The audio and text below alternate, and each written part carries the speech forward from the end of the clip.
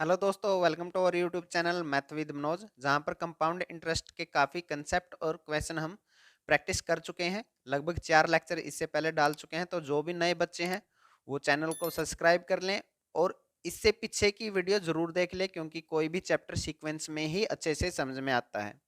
और इन सभी क्वेश्चन की पीडीएफ आपको नीचे डिस्क्रिप्शन से मिल जाएगी। फर्स्ट क्वेश्चन है, ये पीछे वाली वीडियो से आपको लिंक करेगा, और यदि आपने पीछे वाली वीडियो नहीं देखी तो आप इसको नहीं समझ पाएंगे, क्योंकि इसका कंसेप्ट हम पीछे समझ चुके हैं। तो पीछे वाली वीडियो जरूर देख लें। एक निश्चित अवधि के लिए किसी निश्चित दर पर निवेश की गई 60,000 की राशि, जिसका चक्रवृद्धि ब्याज वार्षिक संयोजित होता है, बढ़कर 63,654 हो जाती है। यदि उसी दर पर आधी अवधि के लिए उस राशि को निवेश किया जाता तो वह बढ़कर कितनी हो जाती, ये हमने बताना है भाई। अगर ये क्वेश्चन सिर्फ सिंपल इंटरेस्ट का होता तो हम क्या करते कि देख लेते ब्याज कितना मिला। ब्याज हमें मिला 3654, तो आधी अवधि के लिए साधारण ब्याज कितना हो जाता है, इसका आधा हो जाता भाई 1827 रुपए हो जाता। और अपना मिश्रधन बढ़कर कितना हो जाता है भाई, ये साधारण ब्याज के लिए मैं बता रहा हूं। बहुत सारे बच्चे इसको ऐसे ही गलत कर देते हैं भाई, कि वो इस आधी अवधि के लिए सोचेंगे आधा ब्याज मिलेगा और इसको आंसर लगा देंगे भाई 61,827 रुपए, जो कि गलत है। तो अब इस अवधि के लिए इतना ब्याज मिला है, तो यानी कि ब्याज के ऊपर ब्याज भी मिला है, तो आप सिंपली इसको आधा करके आंसर नहीं बता सकते। देखें कैसे सोल्व करना है। पहले हमें निकालनी पड़ेगी दर। तो दर के लिए क्या करते हैं, मैंने बताया था, अगर 2 साल का समय है या फिर 2 साल का गैप है मिश्रधन के अंदर, और तो हम क्या करते हैं, स्क्वायर रूट करते हैं। अगर 3 साल का गैप है तो हम क्या करते हैं, क्यूब रूट करते हैं। अगर 4 साल का गैप है तो हम क्या करते हैं, डबल रूट कर देते हैं भाई, यानी कि 1/4 पावर कर देते हैं। ये कंसेप्ट हम पीछे वीडियो में अच्छे से कर चुके हैं। अब उसने टाइम नहीं दिया कितना, लेकिन आधी अवधि है, यानी कि हम टोटल को अगर 2 साल माने तो कितना हो जाएगा, आधी अवधि कितना हो जाएगा 1 साल। और तो उसके लिए हमें क्या करना पड़ेगा, स्क्वायर रूट करना पड़ेगा। तो हम क्या करते हैं कि जो मिश्रधन है 63,654 बटे में जो भी मूलधन है अपना कितना है 60,000, और इसका क्या कर देते हैं, रूट कर देते हैं। अगर आधी अवधि बोलिए या 2 साल का गैप है तो हम क्या करते हैं, स्क्वायर रूट करते हैं। 3 साल का गैप है तो हम क्यूब रूट करते हैं। 4 साल का गैप है तो डबल रूट यानी कि पावर 1/4 करते हैं। ऐसा ही करते हैं भाई। अब इसको कैलकुलेट करें भाई, किसका ये किसका स्क्वायर है और ये किसका स्क्वायर है, कैसे पता करें। पहले आप इसको काट लें भाई। अब काटने में भी दिमाग लगाएं कि मैं इसको किससे काटूं कि ये नीचे वाला एक नंबर क्या बन जाए, स्क्वायर बन जाए। तो अगर मैं 6 से काट लूं तो ये कट के कितना आ जाएगा, 10,000 आ जाएगा, जो किसका स्क्वायर है, 100 का स्क्वायर है। तो हम इसको 6 से काट लेते हैं भी, ऊपर वाला भी नंबर आपका 6 से कट ही जाएगा। तो ये कट के 10,000 आ जाएगा, और ये कट के कितना आ जाएगा अपना, 6 कम 6 ना जान के 0, छिक छिक 36 ना जान के 0, 6 निम 54। यानी कि हमें स्क्वायर रूट लेना है 10,609 बटे में 10,000 का। अब ये किसका स्क्वायर रूट है, नीचे वाला स्क्वायर रूट है 100 का, और ऊपर वाला स्क्वायर रूट किसका है, 103 का। ठीक है, यानी कि 100 से 103 हो गई तो कितना ब्याज मिला, 3 ब्याज मिला। किसके ऊपर, 100 के ऊपर, गुणा में 100 और प्रतिशत का निशान लगाएंगे। ठीक है, 100 से 100 कट जाएगा, तो हमें कितनी मिली है, 3% ब्याज मिलेगा। ये आधी अवधि के लिए ब्याज की दर आई है भी, क्योंकि हमने क्या किया है, स्क्वायर रूट करा है। तो 60,000 रुपए का 3% कितना हो जाएगा अभी अपना, 1800 रुपए हो जाएगा। और 60,000 रुपए अपना क्या था, मूलधन था।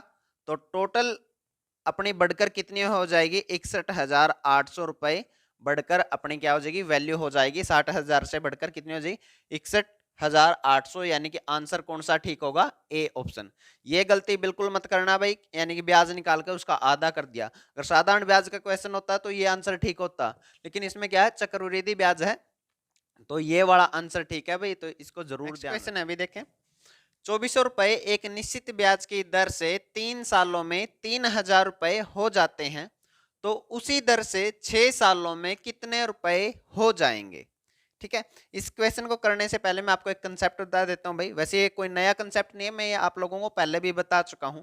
जैसे कि हमें अगर 1 साल का मूलधन निकालना है तो वो क्या होता है, प्रिंसिपल इंटू में 1 प्लस में R/100। ठीक है, अगर 2 साल का निकालना है तो हम क्या करते हैं, प्रिंसिपल इंटू में 1 प्लस में R/100 की पावर 2। ठीक है, 3 साल का निकालना है तो प्रिंसिपल प्लस में 1/r/100 की पावर 3। क्या है चक्रवृद्धि ब्याज, क्या है सक्सेसिव इंक्रीज है, यानी कि एक सेम नंबर हर बार मल्टीप्लाई होता रहेगा अगर आप लोगों की दर सेम है। वैसे आप 2 साल का मिश्रधन ऐसे भी निकाल सकते थे कि पहले साल के मिश्रधन को आप प्रिंसिपल की तरह यूज कर लें और इनटू में 1 प्लस में r/100। ठीक है, एक बार तो पहले था, एक बार और गुणा करिए तो 2 हो जाएगा, तो ये सेम ही बात है। तो तीसरे वाला का मिश्रधन निकालना है तो 1 प्लस में r/100। ठीक है, ये A2 आ जाएगा, ये A3 आ जाएगा। ठीक है, इस प्रकार से आप लोग निकाल सकते हैं। अब देखो, ये तो 1 साल के लिए है। अगर मैं निकालूं, पहले निकाला मैंने 3 साल के लिए, क्या होगा, प्रिंसिपल इंटू में 1 प्लस में r/100 की पावर कितनी हो जाएगी, 3। अगर मैं अब निकालूं 6 साल के लिए तो क्या होगा, प्रिंसिपल इंटू में 1 प्लस में r/100 की पावर कितनी हो जाएगी, 6 हो जाएगी। या फिर मैं ये लिख सकता हूं 3 गुणा में 1 प्लस में r/100 की पावर 3। यानी कि अगर टाइम का गैप सेम है, टाइम का गैप सेम है तो मल्टीप्लाइंग फैक्टर भी क्या होगा, सेम होगा। 3 साल के लिए ये था, अगली और 3 साल ऐड करनी है तो यही मल्टीप्लाइंग फैक्टर कितना हो जाएगा, 2 बार गुणा हो जाएगा। इस क्वेश्चन को अगर हम देखें तो क्या हुआ, वो 2400 से 3000 हो गया। 2400 मान लिया कि प्रिंसिपल था, A3 कितना है, यानी कि वो 3000 हो गया, 2400 से 3000 रुपए हो गया। ठीक है, कितने साल में, 3 साल में, तो गैप कितने का, 3 साल का। आगे कितना होगा, 6 साल में पूछा है, यानी A6 हमसे पूछा है कितना हो जाएगा, तो यहाँ पे भी गैप कितने का है, 3 का। तो यानी कि जो मल्टीप्लाइंग फैक्टर यहाँ पे काम कर रहा है वही मल्टीप्लाइंग फैक्टर यहाँ पे काम करेगा। ठीक है, यही तो मैंने यहाँ पे बताया है कि मल्टीप्लाइंग फैक्टर सेम गैप के लिए सेम होता है। 3 साल के लिए निकालना था तो हमने क्या करा, 1 प्लस में r/100 की पावर 3। 6 साल के लिए निकालना था, इसी फैक्टर को 2 बार गुणा कर लो, या फिर आप दोनों को मिला के, अगर नीचे की चीज सेम है, बेस सेम है, तो पावर जुड़ ही जाती है। तो ये क्या है, 1 प्लस में r/100 की पावर 6 है। यही तो होता है अपना A6, यानी कि 6 साल का मिश्रधन। तो नहीं, सेम मल्टीप्लाइंग फैक्टर काम करेगा सेम समय के लिए। अगर दर भी सेम है तो दर तो उसने पहले से दे रखी है कि उसी दर पर, तो समय भी 3 साल का गैप यहाँ था, 3 साल का गैप यहाँ पे, तो मल्टीप्लाइंग फैक्टर दोनों जगह क्या होगा, सेम होगा। तो यहाँ का मल्टीप्लाइंग फैक्टर कैसे निकालें भाई, 3000 हो गया किससे, 2400 से, तो कितना है मल्टीप्लाइंग फैक्टर, 2 जीरो से 2 जीरो, 6 से काटेंगे तो ये 5 और 6 से काटेंगे तो ये कितना, 4। मल्टीप्लाइंग फैक्टर कितना अपना, 5/4 है। तो यहाँ पे 5/4 है, तो आगे भी गैप कितने साल का, 3 साल का ही है, तो यहाँ पे भी मल्टीप्लाइंग फैक्टर क्या रहेगा, सेम रहेगा। तो इसको 5/4 से गुणा कर लेंगे तो ये अपना कितना आ जाएगा, 15,000/4। 4 से डिवाइड कर देंगे, 4 तिये 12, 4 सत्ते 28, 4 पंजे 20 और 0 की 0, यानी कि 6 साल में वो संख्या बढ़कर, यानी 2400 रुपए बढ़कर कितने हो जाएंगे, 3750। अगर पूछा होता 9 साल में कितने हो जाएंगे, तो 5/4 एक बार और गुणा हो जाता। अगर A9 पूछा होता भाई कितना हो जाएगा, तो हम 3750 गुणा में 5/4 कर देते, ये क्या आ जाता है, 9 साल में कितना हो जाएगा, ये भी बता सकते थे। अगर यानी कि बीच का गैप सेम है तो सेम मल्टीप्लाइंग फैक्टर से हमें क्या करना है, गुणा करते चलना है। नेक्स्ट क्वेश्चन है भाई, कितने महीनों में 24,000 रुपए 20% सालाना चक्रवृद्धि ब्याज की दर से 27,783 रुपए तिमाही रूप से मिलेंगे। थोड़ी सी कंफ्यूजिंग सी लैंग्वेज दे रखी थी, ये एग्जाम में पहले आया है और सेम स्टेटमेंट के साथ आया है। मतलब ये है कि 24,000 रुपए है और दर सालाना है 20%, तो 27,783 रुपए कितने महीनों में हो जाएंगे यदि तिमाही रूप से संयोजित किया जाए, ये कहना चाहता है। ठीक है, लैंग्वेज थोड़ी सी उन्होंने कंफ्यूजिंग दे दी थी। अब देखो भाई, अगर 20% की दर है सालाना, तिमाही रूप से करना है, यानी कि कितने साइकिल बनेंगे अपने, 4 साइकिल बनेंगे। ठीक है, तो दर कितने की हो जाएगी, हम 4 से डिवाइड कर देंगे, यानी कि दर कितनी होगी अपनी, 5%। अब 5% का मल्टीप्लाइंग फैक्टर कितना होगा, 5% किसके बराबर होता है, 1/20 के, तो मल्टीप्लाइंग फैक्टर कितना हो जाएगा, 21/20। ये ऊपर वाला नीचे वाले में जोड़ के यहाँ लिख देते हैं और नीचे वाला सेम एज इट इज, यानी कि हर 3 महीने के लिए जो अपना मल्टीप्लाइंग फैक्टर है वो कितना है, 21/20 है। 24,000 रुपए की राशि है, उसको बन जाना है 27,783 रुपए कितने महीनों में। देखो 6 महीने कम से कम दे रखा है, यानी कि 2 बार तो ये मल्टीप्लाइंग फैक्टर गुणा होगा ही होगा। ठीक है, 2 बार तो जरूर होगा। 21/20 आएगा। अब देखो यहां से आप क्या कर लें, यूनिट डिजिट चेक कर लें। अगर 6 महीने से बन गया तो 6 महीने आंसर है, नहीं तो हम आगे मल्टीप्लाइंग करते जाएंगे भाई। 2 जीरो से 2 जीरो काट दी, 4 से काट दिया भाई, 4 छके 24 यानी कि ये हो गया 60, 4 छके 24, जीरो के जीरो, ये 60 हो गया। अब अगर मैं इनके गुणा करूं तो यूनिट डिजिट कितना बनेगा भाई, पीछे जीरो आएगी ही आएगी, तो यानी कि 6 महीने आंसर नहीं है। तो 9 महीने के लिए चेक कर लेंगे भैया, गुणा में 21/20 एक बार और गुणा कर देंगे, और ये काटेंगे तो कितना, 20 दिए 60, ठीक है। और आप लोग चाहें तो अब आगे गुणा कर लें, तो यूनिट डिजिट चेक कर लें भाई, यहां से कितना बनेगा, 1 दिए 3, 3 यूनिट डिजिट बन रहा है, यही आंसर है। नहीं तो आप लोग गुणा भी कर सकते हैं। ये कितना हो जाएगा भाई, 4 4 1 इंटू में 21 इंटू में 3, यहां से आप लोग गुणा करेंगे तब भी यही आंसर आएगा। डिजिटल सम मैच कर लें भाई, आप लोगों की जैसे मर्जी बने भाई। डिजिटल सम कितना बनता है, 9 बनता है। 9 के साथ किसी भी की भी गुणा करेंगे तो डिजिटल सम 9 बनेगा। और इसका डिजिटल सम कितना बनता है, 7 और 2 9, 7 और 3 10 और 18, तो इसका भी डिजिटल सम बनता है 9। तो यहां से भी ये आंसर यही आएगा। तो ये हमारा आंसर हो जाएगा। कितनी बार गुणा करी है, 3 बार, तो तिमाही रूप से था, तो 3 3 9, 9 में ही 9 में ये कितना हो जाएगा, 27,783 रुपए हो जाएगा। डिजिटल सम जरूर सीख ले और एक यूनिट डिजिट का कंसेप्ट यूज करें भाई, तभी आप कैलकुलेशन फास्ट कर सकेंगे। और वैसे ये जादुई ट्रिक आप लोग यूट्यूब से सीखते रहते हैं, स्क्वायर कैसे करें, गुणा कैसे करें, उनसे कुछ फर्क नहीं पड़ने वाला भाई।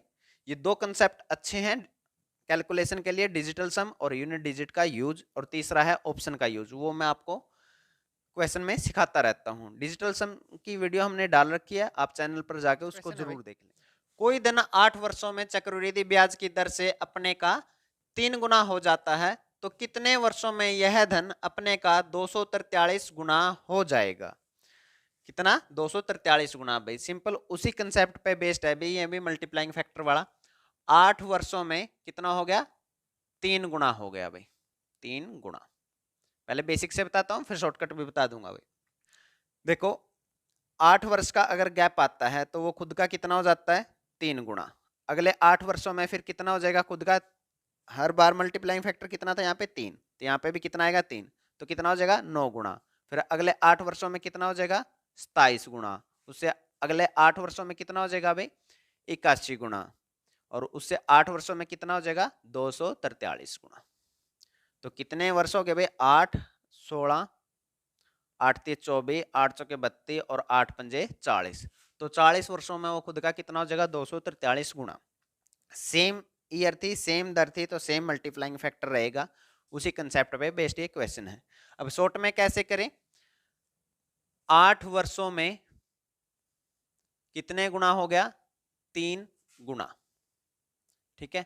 अब हमने बताना है कितने वर्षों में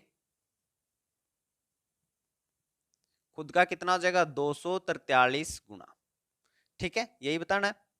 तो 243 को 3 की पावर में क्या लिख सकते हैं, 3 की पावर 5 होता है भाई 243, ठीक है। तो 243 को 3 की पावर में क्या लिखेंगे, 3 की पावर 5। तो जो भी पावर आई है उसको इसके साथ मल्टीप्लाई करके लिख दो, कितना आ जाएगा, 8 गुणा में पावर कितनी आई है, 5, तो 8 पंजे 40, यानी 40 वर्षों में खुद का कितना हो जाएगा, 243 गुना। क्योंकि गैप क्या रहेगा, हर साल 8 का रहेगा। कितने साइकिल बनेंगे, 5 साइकिल, तो 8 पंजे 40 वर्षों में खुद का कितना हो जाएगा, 243 गुना।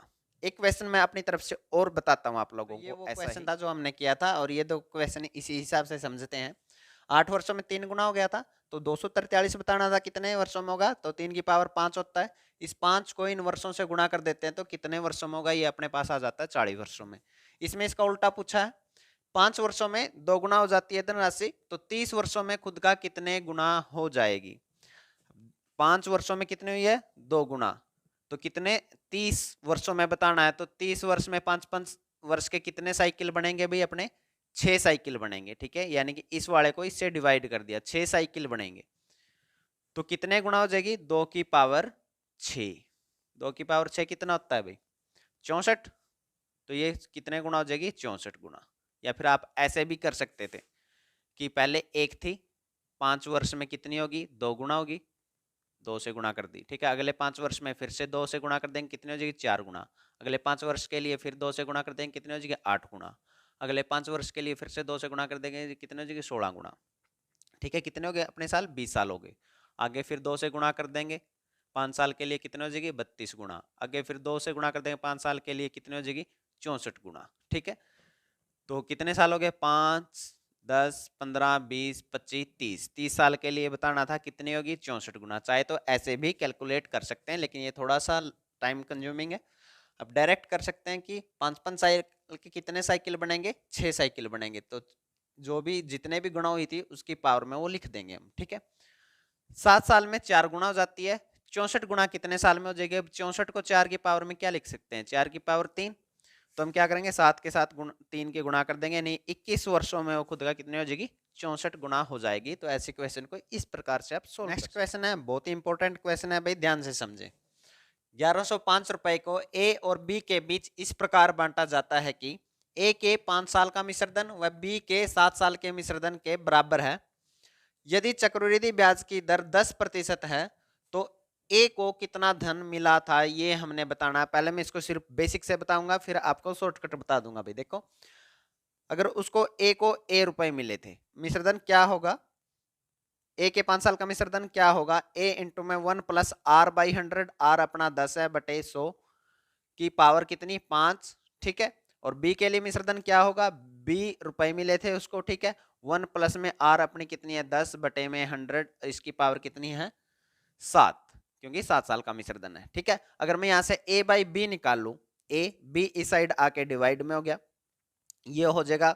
इसको अगर आप लोग सोल्व कर लेंगे, ये 0 से 0 1 बटे 10, यानी 1 प्लस में 1 बटे 10, यानी कि ये कितना हो जाएगा 11 बटे 10 की पावर कितना 7, और ये कितना है 11 बटे 10 की पावर 5 है। इस साइड गुणा में था, दूसरी साइड जाके किस चीज में हो गया भाग में। अब अगर बेस सेम हो और चीजें किस चीज में हो, भाग में हो, तो हम क्या करते हैं पावर को माइनस, अगर गुणा में है तो पावर को क्या करते हैं जोड़ देते हैं, भाग में तो हम क्या कर देंगे माइनस। यानी अपना रेशियो कितना आ जाएगा 11 बटे में 10, 7 में से 5 गए यानी कि 2। ए बाई बी की वैल्यू कितनी आ गई 11 बटे 10 की पावर 2। इसको सोल्व करेंगे तो ये कितना आ जाएगा 121, और इसको सोल्व करेंगे तो कितना आ जाएगा 100। यानी अगर ए 121 है तो बी कितना है 100 है, तो टोटल कितना हो गया ये 221 हो गया।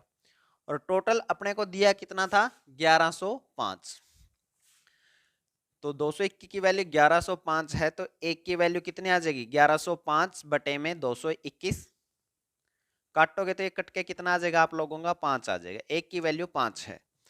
और ए का पार्ट हमें बताना है, ए का पार्ट कितना था 121, तो 121 की वैल्यू निकाल देंगे, दोनों साइड 121 से गुणा कर देंगे, 5 1 5, 5 2 10, 5 और 1 6, यानी कि ए को कितना मिला था 605। अब ये तो मैंने आप लोगों को समझाने के लिए किया, डायरेक्ट कैसे कर सकते हैं। हमें यहां से क्या पता करना है भाई ए बटे बी, ठीक है। दर कितनी अपनी 10% की, 10% होता है 1 बटे 10, यानी कि अपना मल्टीप्लाइंग फैक्टर कितना होगा 10 रे 11 बटे 10, यही आएगा, ठीक है। अब देखो भाई बड़ा नंबर कौन है, बड़ा कौन है भाई, देखिए ए के 5 साल का मिश्रधन और बी के 7 साल का मिश्रधन बराबर है, यानी कि ए पहले से ही ज्यादा है, इसलिए वो 5 साल में ही उतना धन बना लेता है जितना धन बनाने के लिए बी को कितने साल लगते हैं 7 साल का इंतजार करना पड़ता है। यानी कि तो ए बड़ा नंबर है, तो ये 10 1/10 है, तो एक ज्यादा कर देंगे कितना हो जाएगा 11, यानी ए बड़ा है तो ए के सामने बड़ा नंबर लिखना है, 11 ए के सामने लिखेंगे और जो 10 है वो बी के सामने। अब दोनों की साल के बीच में गैप कितने का है, इसका 7 साल का है, उसका 5 साल का, गैप कितने का 2 साल का, तो लिख देंगे 2, ठीक है। अब यहां से सिर्फ कैलकुलेट कर लेंगे, ये 121 है, ये 100 है, टोटल अपना कितना हो जाएगा 221। 221 की वैल्यू इन्होंने टोटल कितनी दे रखी है 1105, तो एक की वैल्यू कितनी आ जाएगी 5, और 21 की वैल्यू कितनी आ जाएगी गुणा में 5 कर देंगे, यानी कि 605। तो आंसर कितना हो जाएगा 605। तो ये सेकंडों का क्वेश्चन हो जाएगा। क्वेश्चन है भाई, एक व्यक्ति अपने 2 बच्चों जिनकी आयु 11 वर्ष व 13 वर्ष है के बैंक खातों में 24,400 रुपए की धनराशि इस प्रकार निवेशित करता है ताकि 21 वर्ष की आयु होने पर इनको समान धन प्राप्त हो। यदि चक्रवृद्धि ब्याज की दर 20% वार्षिक हो तो बड़े बच्चे का भाग ज्ञात कीजिए, ठीक है। टोटल धन कितना है 24,400 है। दो बच्चे हैं, एक की एज है 11 वर्ष और दूसरे की एज है 13 वर्ष, ठीक है। और 21 साल के होने पर इनको समान धनराशि प्राप्त होगी। 21 वर्ष तक इसके लिए कितने साल बचे हैं 10 वर्ष, और इसके लिए कितने साल बचे हैं भाई 8 वर्ष, ठीक है, यही साल बचे हैं। अब देखो भाई, अब इसके खाते में मान लिया कि ए रुपए डाले गए, ठीक है, तो इसको कितने साल का ब्याज मिलेगा 10 साल का। इसके खाते में मान लिया कि बी रुपए डाले गए, तो इसको ब्याज कितने मिलेगा 8 साल का, ठीक है। जो बड़ा बच्चा है उसको क्या मिलेगा, कम साल का ब्याज मिलेगा। अब दर कितनी अपनी 20%। 20% का मतलब कितना होता है 1/5। अब देखो बड़ी संख्या किसको मिली होगी, बड़े ज्यादा पैसे किसको मिले होंगे, इसको ज्यादा पैसे मिले होंगे भाई बी को, क्योंकि उसको सिर्फ 8 साल का ब्याज मिलेगा तब भी उतने पैसे हो गए, और इसको 10 साल का ब्याज मिलेगा तब भी उतने पैसे हो गए, इसको ज्यादा ब्याज मिलेगा, यानी कि इसकी खुद की पूंजी कम है, ब्याज ज्यादा है, टोटल बराबर हो जाएगा। यानी जिसके लिए भी वर्ष कम होते हैं उसको ऊपर लिख लिया करो, जिसके लिए ब्याज के लिए वर्ष ज्यादा होते हैं उसको नीचे लिख लेंगे भाई, क्योंकि बी का धन ज्यादा है ए का धन कम है। उसके बाद क्या करते हैं हम, दर कितनी है 20%, यानी 1/5, तो 5 रे कितना हो जाएगा 6/5, इसको लिख लेते हैं। जो बड़ा है यानी कि जिसके लिए समय कम है उसके ऊपर बड़ा नंबर आ जाएगा उसके सामने, और दूसरे के लिए छोटा आ जाएगा। अब समय का गैप कितने का है 2 वर्ष का, हमें सिर्फ इस गैप से मतलब है, जो ये दोनों के बीच में गैप है इससे मतलब है कितने का है 2 वर्ष का, तो इसकी पावर कितने कर देंगे 2, सोल्व करोगे ये 36 आ जाएगा, ये कितना आ जाएगा 25 आ जाएगा, दोनों को कैलकुलेट करोगे तो कितना आ जाएगा अपना 61 आ जाएगा, ठीक है। और टोटल धन कितना हो गया 61, अपने हिसाब से क्वेश्चन में कितना दे रखा है 24,400, ठीक है। तो एक की वैल्यू कितनी आ जाएगी 24,400 बटे में 61, आप काटोगे तो एक की वैल्यू आ जाएगी 400, 4 से देख लेना 4 एकम 4, 4 छके 24, ठीक है। तो एक की वैल्यू कितनी आ गई आप लोगों की 400। हमें बताना है बड़े बच्चे का भाग, बड़ा कौन है भाई जिसकी एज 13 वर्ष है, और इसके लिए पैसे कितने इन्वेस्ट किए थे बी, तो बी की वैल्यू हमने बतानी है। बी की वैल्यू कितनी है भाई 36, तो 36 की वैल्यू निकाल देंगे, गुणा में 36, 36 चौके 144 और 2 जीरो की 2 जीरो, तो उसका भाग कितना आ गया अपना 14,400। तो आज के लिए इतना ही, उम्मीद है आपको सभी क्वेश्चन और सभी कंसेप्ट अच्छे से समझ में आए होंगे, और आप लोग साथ साथ अपनी नोटबुक जरूर बनाते रहना, क्योंकि रिवीजन के समय वही आप लोगों में काम आएगी। और जितने भी नए बच्चे हैं वो चैनल को सब्सक्राइब कर लें। अब हमारा कंपाउंड इंटरेस्ट का सिर्फ इंस्टॉलमेंट वाला पार्ट बाकी है जो हम नेक्स्ट लेक्चर में करेंगे। जय हिंद।